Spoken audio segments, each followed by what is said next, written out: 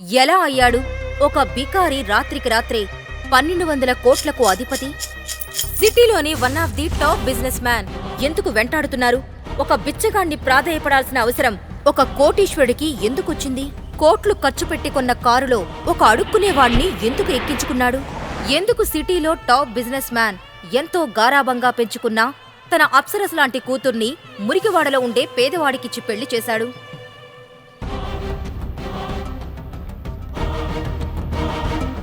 ఆ పేదవాడి వెనక ఉన్న అసలు నిజం తెలియగానే ఎందుకు సిటీలోని ధనవంతులంతా వణికిపోయారు?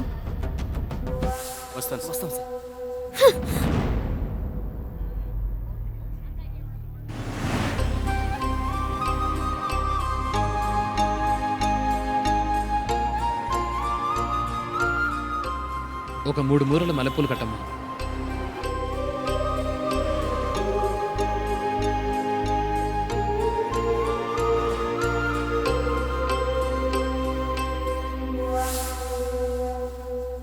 నువ్వు గనక నా హస్బెండ్ కాకపోయింటే నిన్ను కొట్టి ఏ గదిలోనూ పడేసేదాన్ని. మా ఫ్రెండ్స్ కి వాళ్ళ హస్బెండ్స్ ఐఫోన్ ఇచ్చారు, డైమండ్ రింగ్స్ ఇస్తున్నారు, కానీ నువ్వు చీప్ గా 10 రూపాయలు పెట్టి పూలు తీసుకొచ్చావు. నిన్ను భర్త అని చెప్పుకోవాలంటేనే సిగ్గుగా ఉంది. అఖిల తన తండ్రి మాటకు విలువిచ్చి సాగర్ని పెళ్లైతే చేసుకుంది, కానీ ఎప్పుడైతే తనకు సాగర్ ఒక బిజినెస్ మ్యాన్ కాదు, మురికివాడలో ఉండే ఒక పేదవాడు అని తెలిసింది, ఒక్కసారిగా తను నిర్ఘాంతపోయింది. అందుకే అఖిల ఒక కండిషన్ పెట్టింది. ఇంట్లో కాకుండా బయట ఎవ్వరికీ కూడా సాగర్ తన భర్త అని తెలియకూడదు అని. సాగర్ ఆ ఇంట్లో ఒక ఇల్లరికపు అల్లుడుగా ఉండిపోయాడు, కాని అక్కడతను ఒక నౌకర్లా పనిచేస్తున్నాడు. ఆ ఇంట్లో అందరూ అతని మీద అజమాయిషీ చేసేవారు. ఆ ఇంట్లో తనకు సరైన తిండే కాదు, ఉండడానికి ఒక రూమ్ కూడా ఇవ్వలేదు. అప్పుడప్పుడు హాల్లో కార్పెట్ మీద లేదంటే పెట్స్ కోసం ఏర్పాటు చేసిన రూంలో పడుకునేవాడు.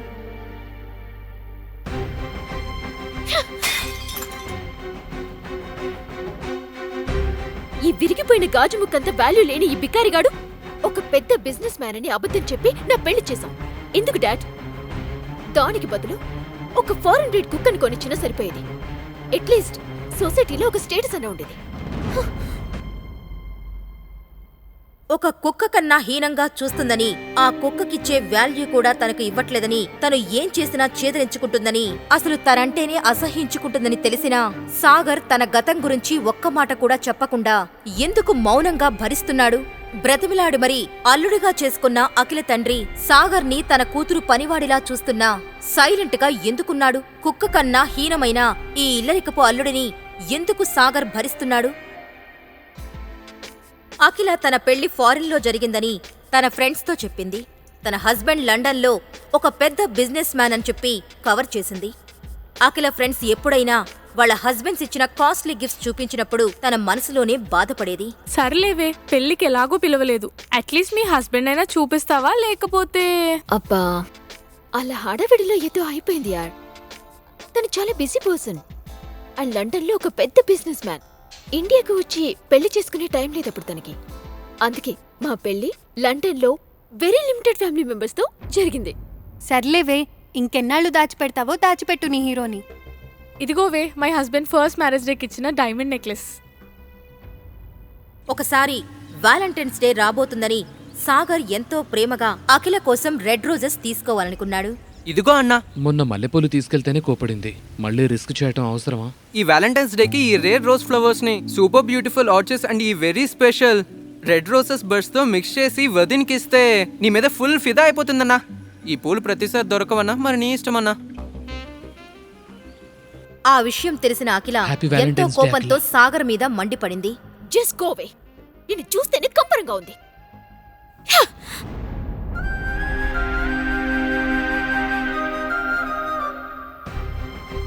ఇదిగోవే, మై హస్బెండ్ ఫస్ట్ మ్యారేజ్ డేకి ఇచ్చిన డైమండ్ నెక్లెస్.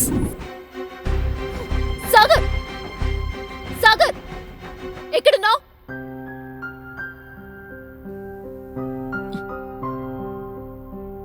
ఇందాక నువ్వే వెళ్ళిపోమన్నావుగా అఖిల. వందంటాను నా మూడ్ స్వింగ్స్ ని బట్టి. నిన్ను పెళ్లి చేసుకున్నాక లైఫ్ లో పెద్దగా ఏ స్వింగ్స్ లేవు, కానీ నా దరిద్రానికి ఈ మూడ్ స్వింగ్స్ మాత్రం వచ్చాయి. సేమ్ నీలాగే దమ్మిడి ఖర్చు లేకుండా. సరే విను, నీ దగ్గర ఇంకా 2 days మాత్రమే టైం ఉంది. ఏవైనా సరే వ్యాలంటైన్స్ డేకి నాకు ఒక కాస్ట్లీ గిఫ్ట్ కావాలి. దాని కాస్ట్ మినిమం 1 lakh అయినా ఉండాలి. తీసుకురాలేకపోయావనుకో ఏదైనా రన్నింగ్ ట్రైన్ కి ఎదురుగా వెళ్ళి చావు. నాకు పట్టిన దరిద్రమైన వదిలిపోతుంది. అఖిల, ఇంత డబ్బు ఎప్పుడు నేను కల్లో కూడా చూడలేదు. నీకోసం ఇంత కాస్ట్లీ గిఫ్ట్ ఎలా తీసుకొని రాగలను అఖిల? అది నువ్వు నన్ను పెళ్లి చేసుకోక ముందు ఆలోచించాల్సింది. ఒక మగాడివైండి కనీసం నీ భార్య కోరిన గిఫ్ట్ కూడా ఇవ్వలేవా? ఛీ! అఖిల మాటలకు సాగర్ మనసు చివుక్కుమంది. ఏమీ మాట్లాడలేక అక్కడి నుండి వెళ్ళిపోయాడు. 2 రోజుల తర్వాత వ్యాలంటైన్స్ డే రోజు సాగర్ అఖిల దగ్గరకు వచ్చి ఒక గిఫ్ట్ బాక్స్ తన చేతిలో పెట్టాడు. అఖిల ఎంతో అసహనంగా ఆ బాక్స్ను ఓపెన్ చేసింది. అంతే, ఆ బాక్స్లో ఉన్న గిఫ్ట్ని చూసి ఒక్కసారిగా షాక్ అయింది. జిమ్మిచూ శాండిల్సా? ఇవి 10 lakhs పైనే ఉంటాయి. వీటిని నువ్వెలా తీసుకొచ్చావు? అయ్యో అఖిల, ఒరిజినల్ అనుకుంటున్నావా? అవి డూప్లికేట్. ఇంత అమాయకంగా ఉంటే ఎలా? అని సాగర్ అనగానే అఖిల ఎంతో డిసప్పాయింటింగ్ గా ఆ శాండిల్స్ ని పక్కన పెట్టేసింది. కాని వాటి క్వాలిటీ చూసి ఎందుకో సాగర్ మీద కొంచెం అనుమానం వచ్చింది. ఎందుకంటే ఆ శాండిల్స్ చూడడానికి ఒరిజినల్విగానే ఉన్నాయి. తర్వాత రోజు అఖిల ఆ శాండిల్స్ షోరూంకు వెళ్ళింది. వెళ్ళగానే అక్కడున్న సేల్స్ గర్ల్ అఖిలని చూసి, మేడం, మీరు అగ్నిహోత్రి సార్ ఫ్రెండా? మిస్టర్ అగ్నిహోత్రి? అతను అగ్నిహోత్రి కంపెనీస్ కి వారసుడు కదా. ఇప్పటి వరకు అతన్ని ఎవరూ చూడలేదు. పెద్ద పెద్ద వాళ్ళు కూడా అతని అపాయింట్మెంట్ కోసం వెయిట్ చేస్తూ ఉంటారు. అతను ఎలా ఉంటాడో కూడా నాకు తెలీదు. కానీ నువ్వెందుకలా అడిగావు? మేడం, మీ చేతిలో ఉంది కదా ఆ బాక్స్, జిమ్మిషూ శాండిల్స్. అవి చాలా స్పెషల్ ఎడిషన్ శాండిల్స్. ఇలాంటి కట్టింగ్, డిజైన్, ఆ లోగో ఇవన్నీ డూప్లికేట్ చేయడం ఇంపాసిబుల్. ఇండియాలో ఇది ఒక్క పీస్ మాత్రమే ఉంది. అది నిన్న మిస్టర్ అగ్నిహోత్రి సార్ కొన్నారు. అంటే సాగరేనా ఆ మిస్టర్ అగ్నిహోత్రి? లేక సాగరేమైనా ఆ శాండిల్స్ దొంగతనం చేశాడా? బికారి అయిన సాగర్కు ఎక్కడి నుంచి వచ్చాయి ఆ శాండిల్స్? సాగర్ వెనుక ఉన్న అసలు నిజం ఏంటి? అతను నిజంగా డబ్బున్నవాడైతే ఇలా ఎందుకు ఇల్లరికపు అల్లుడుగా ఉంటున్నాడు? ఈ ప్రశ్నలన్నీ అఖిల మైండ్లో తిరుగుతూ ఉన్నాయి. కాని ఆమెకు ఇంకా అనుమానమే. సాగర్ మొత్తానికి ఏదో మ్యాజిక్ చేసి ఈ శాండిల్స్ తన కోసం తెచ్చి ఉంటాడు అని. కొన్ని రోజులు అఖిల ఆ శాండిల్స్ గురించి మర్చిపోయింది.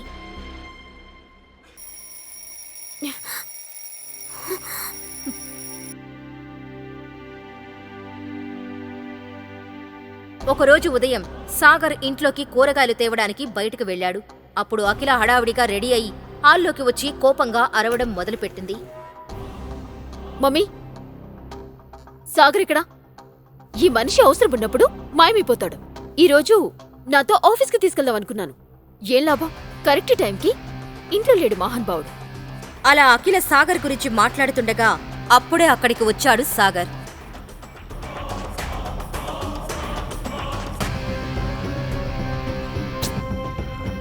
ఎక్కడికెళ్ళావు సాగర్? నేనీరోజు నీకు చివరి అవకాశం ఇస్తున్నా. నువ్వు నాతో ఆఫీస్కొచ్చి ఏదో ఒక పని చెయ్యి. ఇక్కడ ఇంట్లో కూర్చొని పని దొంగవైపోయావు. ఇక త్వరగా పద. నీ మూలంగా నాకు లేట్ అవుతుంది. 2 minutes అఖిల, ఇప్పుడే వచ్చేస్తాను. పెళ్ళైన 2 సంవత్సరాల్లో అఖిల నన్ను మొదటిసారి తనతో రమ్మంది.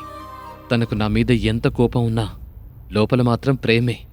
ఈ ఛాన్స్ మిస్ చేసుకోవద్దు. అట్లీస్ట్ తను ఇంప్రెస్ అయ్యేలా వెళ్ళాలి.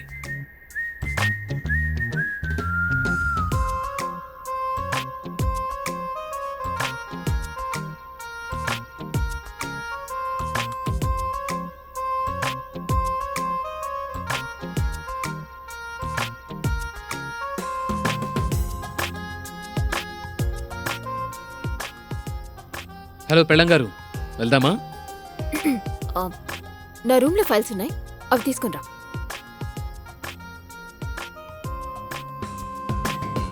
అన్నట్టు నా bag తెచ్చాగా.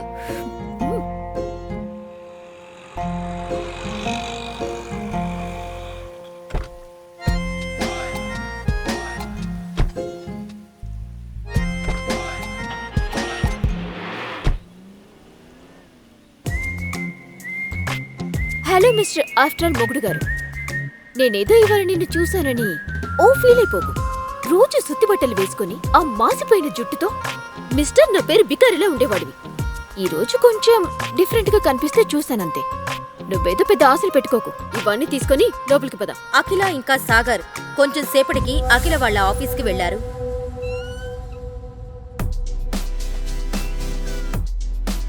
Hey princess, how are you? Hey hi రానా.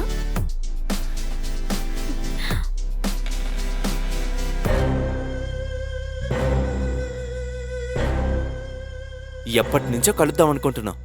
ఈ రోజుకైంది ఈ ప్రిన్సెస్ కి. అయ్యో యువరాణి కాదు, ఏమీ కాదు. ఏదో పని ఒత్తిడి వల్ల కొంచెం కుదరలేదు. ఓకే ఓకే, ఈసారి వదిలేస్తున్నా. But I have something for you. Surprise. Surprise. చూడక్లా, నీకోసం నేనేం తెచ్చాను. సభ్యసాచి లెహెంగా. దీపికా పదుకొని తన మ్యారేజ్లో వేసుకుంది కదా, సేమ్ టు సేమ్ అదే. నువ్వు ఇది మన రమ్య పెళ్లికి వేసుకో, అద్దిరిపోతుంది. ఓ, ఇది నా కోసం తెచ్చావా రానా? This is so lovely. Thank you so much for your gift. ఈ మాత్రానికి థ్యాంక్స్ ఎందుకు అఖిల? నీ ముందు ఇవన్నీ చాలా చిన్నవి. నేను నా ఫ్రెండ్కి చెప్పి స్పెషల్గా తెప్పించా. మొత్తం 20 lakhs అయింది. Oh my God, 20 lakhs. Thank you so much again. ఇప్పుడు చూడు, పెళ్లిలో అందరూ ఇక నా గురించి మాట్లాడుకుంటారు. అఖిల సభ్యసాచి లెహంగా వేసుకుని సెలబ్రిటీలా ఉందని. కరెక్ట్గా చెప్పావు నువ్వు. నువ్వేమైనా సెలబ్రిటీ కన్నా తక్కువ ఉన్నావా? అఖిల, ఈ లెహంగా డూప్లికేట్, ఒరిజినల్ కానే కాదు. హే, ఏం మాట్లాడుతున్నావు నువ్వు? నిన్ను చూస్తుంటేనే తెలుస్తుంది నీకొక బ్రాండెడ్ షర్ట్ కొనుక్కునే స్తోమత కూడా లేదని. ఎప్పుడైనా సభ్యసాచి పేరు విన్నావా? ఈ లెహంగా డూప్లికేట్ అంటావా? యు డర్టీ బగ్గ. రాణా ఏదో చెప్పబోయేలోపు సాగర్ అతన్ని ఆపి ఇలా అన్నాడు.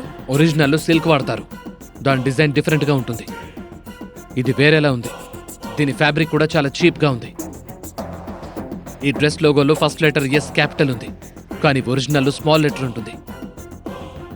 ఇలాంటివి బయట మార్కెట్లో 5-6 వేలకి దొరుకుతాయి, తెలుసా నీకు? అప్పుడు సరిగ్గా దాన్ని చూసిన అఖిలకి అది నకిలీ అని తెలిసిపోయింది. అది చూసి రాణా సైలెంట్ అయిపోయాడు. దాన్ని కవర్ చేయడానికి ఇలా అన్నాడు. నా ఫ్రెండ్ ఏదో తేడా చేశాడు. నేను నీకోసం ఒరిజినల్ సవ్యసాచి లెహంగానే ఆర్డర్ ఇచ్చాను. అయినా నేను నీకెందుకు నకిలీ ఇస్తాను? సరే, నేను వెళ్తాను, నాకు కొంచెం పని ఉంది.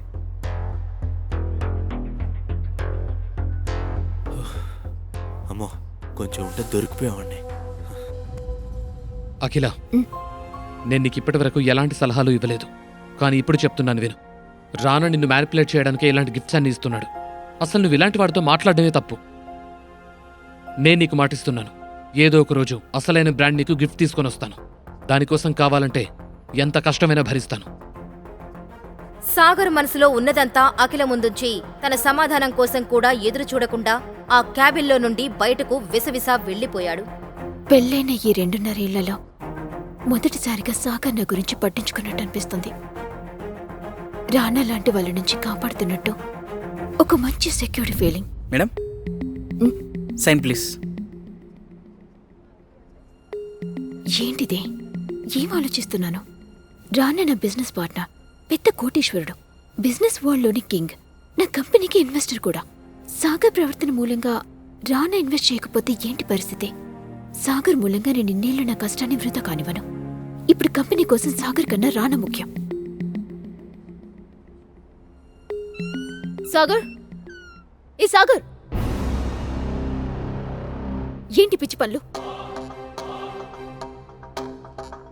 అసలు నా మీద నీకు ఏం హక్కుందని పనికి వాళ్ళు సలహాలిస్తున్నావు? ఎంత ధైర్యం నీకు? ఏదో ఒక్కసారి కొంచెం స్పేస్ ఇచ్చి నాతో ఆఫీస్కి తీసుకొస్తే ఎలాంటి ప్రాబ్లం క్రియేట్ చేశావు? నేను ఇక్కడికి తీసుకొచ్చే తప్పు చేశాను. అఖిల మాటలకు సమాధానం కూడా చెప్పలేదు సాగర్. ఇంతలో కోపంతో రగిలిపోతున్న రాణా బయటకు వచ్చి ఆవేశంగా, అరే బికారి, రే సాగర్, నిన్నరా పిలిచేది? ఆగక్కడ. ఎక్కడికెళ్తున్నావు? వినిపించట్లేదా? ఎప్పటి నుంచి పిలుస్తున్నానరా నేను? చెవుడా నీకు? నా ముందే నేను ఇచ్చిన గిఫ్ట్ గురించి అలా మాట్లాడతావా? నీ మొహానికి డూప్లికేట్ గిఫ్ట్ కొనిచ్చే సీన్ కూడా లేదు. ఇంకో విషయం, నీ లెవెల్ ఏంటో నువ్వు తెలుసుకుంటే మంచిది. పని పాట లేని బెకారిగాడివి నువ్వు నాతో గొడవ పడతావా? సాగర్కి అందరి ముందు గొడవపడి దిగచారడం ఇష్టం లేదు. కానీ ఎవరైనా తన మౌనాన్ని అసమర్థతగా తీసుకుంటే మాత్రం సమాధానం చెప్పి తీరాలి కదా. అందుకే అప్పటి వరకు ఆపుకున్న కోపాన్ని మొత్తం ఒకేసారి బయటకు తీశాడు. రాణా ముఖం మీద వేలుని యాటిట్యూడ్తో పాయింట్అవుట్ చేసి చూపిస్తూ, మొదటిది, నీ ముందు నిలబడి చూసావా? తను నా భార్య. తనకు నువ్వెంత దూరంగా ఉంటే నీకంత మంచిది. రెండోది, నీలాంటి వాడి దగ్గర నుంచి ఇలాంటి గిఫ్ట్ తీసుకోవాల్సిన అవసరం అస్సలు లేదు నా భార్యకి. తనకి నేను తీసుకొచ్చిస్తాను. కాబట్టి ఇలాంటి వేషాలు వేయటం ఆపిక. మూడోది, ఒరిజినల్ ఇచ్చే స్తోమత లేనప్పుడు నోరు మూసుకొని ఉండాలి. అర్థమైందా రాజా? ఆఫీస్ నుండి బయటకు వచ్చిన సాగర్కు మనసు ఎంతో తేలికగా అనిపించింది. ఇంతలో ఉన్నట్టుండి సాగర్ మొబైల్ రింగ్ అయింది. సాగర్ ఫోన్ లిఫ్ట్ చేశాడు. నీ కాల్ కోసమే వెయిట్ చేస్తున్నాను. సార్, ఈరోజు ఒక స్పెషల్ పర్సన్తో మీకు మీటింగ్ అరేంజ్ చేశాను. అడ్రస్ మీకు వాట్సాప్ చేశాను సార్. మీరు ఒకసారి కలిస్తే బాగుంటుంది అనుకుంటున్నాను. ఇది 200 కోట్ల డీల్ సార్. మీరు ఆ డీల్ని ఫైనల్ చేసేదాకా మనం ఆ ప్రాజెక్ట్ని తీసుకోలేము సార్. నాకెవరిని కలవడానికి ఎటువంటి ఇబ్బంది లేదు. కానీ మీరు నా 2 కండిషన్స్ ఓకే చెప్తేనే. 1, నాకిప్పటికిప్పుడు సభ్యసాచి లెహంగా కావాలి. దాని కాస్ట్ మినిమం 1 కోటి అయినా ఉండాలి. రెండోది మీకిప్పుడు వాట్సాప్ చేస్తున్నాను, అది కూడా అంతే ముఖ్యమైంది. మర్చిపోకండి, ఈ 2 పనులు వెంటనే జరిగిపోవాలి.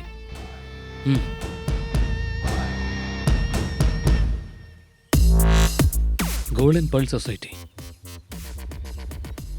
ఆటో.